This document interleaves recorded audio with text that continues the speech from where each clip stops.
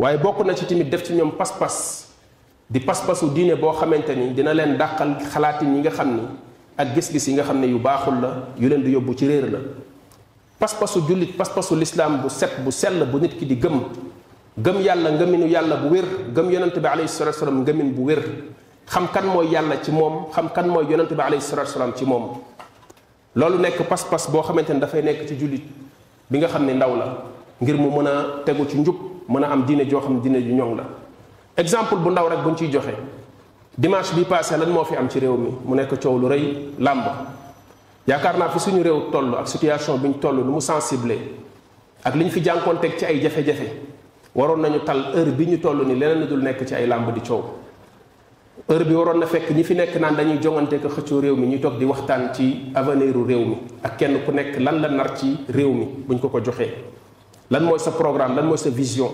ndóol bi nekk ci réew mi ñàkk gi chômage bi lan nga ci indi comme programme comme solution xale yi di génn di dugg ci géej gi di faatu lan nga ci bëgg a indi pour solution. nangam sàngam ñu toog di waxtaan ci loolu askan wi di leen déglu waaye defuñu loolu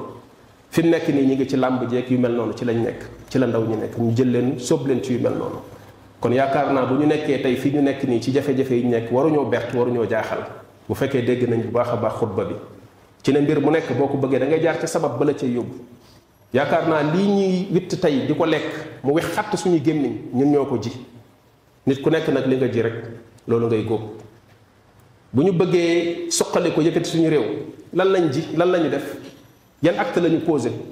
waaye sax xoolal loola ba mu amee ñu gis ca kenn ci ñi nga xam ne ñoo nekkoon ca làmb ja coow lu bari lool ci mbiram lan moo ko waral da daan takk ay xarfa fuufa da daan takk ay gàllaaj da daan nàngam ñu ne bàyyi na ko léegi ndax léegi day góorgóorlu ci wàllu diine day sellal ci lislaam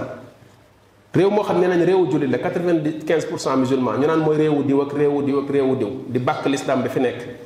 nit ku daan jël ay gàllaaj ak xërëm ak yëfi ceddoo di ko def ba jamono mu ne bàyyi na ko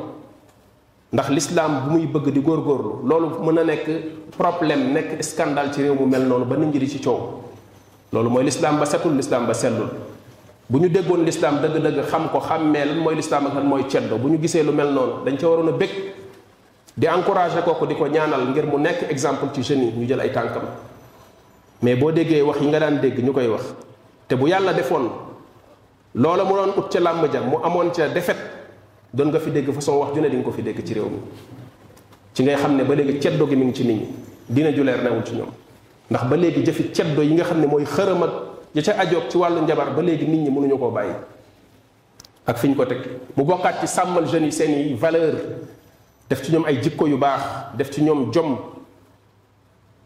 loolu mooy waral ñu am ay jeunes yoo xam ni dañuy jug am jom futteeku di góorgóorlu te li ñuy def ñu koy sellal di ci ut lu baax di am lu ñu cay seet ci lu baax ak di am lu ñuy moytandiku loo xam ne dañ koy seexlu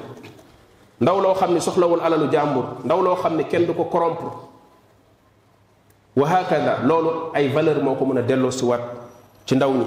yi ci groupe dégg diine ci mbooleem ay sipooram ñu ngi leen di nuyób lislaam di leen wax assalaamu aleykum wa rahmatullah umpule woo leen mukk taxawaay bi dégg diine am ci tasaare xam-xam ak yaatal daawa sunna ci biir Sénégal ak li ko wër doomu réewum Sénégal di ci jëriñu ci biir réew mi ba ci bitim réew mu leen di jottali xam-xam bu dëppook alquraanul karim ak sunna yonent bi sallallahu alayhi wa sallam ak fu ngeen mën a nekk ci réewi àdduna bi liggéey bu rëy bi nag yeyoo nañu taxawu ko saxal ay dëggoom ba mu gën a mën a taxawe liggéeyam looloo tax dégg diine aajowoo yaatal couverture am ci yeneen région wu Sénégal yi ci lu génn Dakar ak di beesalaat ay matériel am saa su nekk ak lu koy jàppale ci yembal ay frais de fonctionnement wam looloo tax direction bu dégg diine ubbi buntu yiw tàllal ci loxo ay aboneem ak ay membram ci ay cotisation yoo xam ne nag coobarewu rekk la lu ko tàmbalee ci 200 francs ba ci 500 francs ba ci lu ko ëpp ci weer wu nekk loolu mën a doon ndimbal lu rëy ngir dégg diine gën a mën a taxawu liggéeyam ngeen mën a joxe seeni participation jaarale ko ci numéro bile 78 514 78 38 ngeen mën ko jaarale ci Wave Orange Money Wizall Ria wala Western Union dégg diine seen loxo ci biir ngir mu gën a mën a jëm ci kanam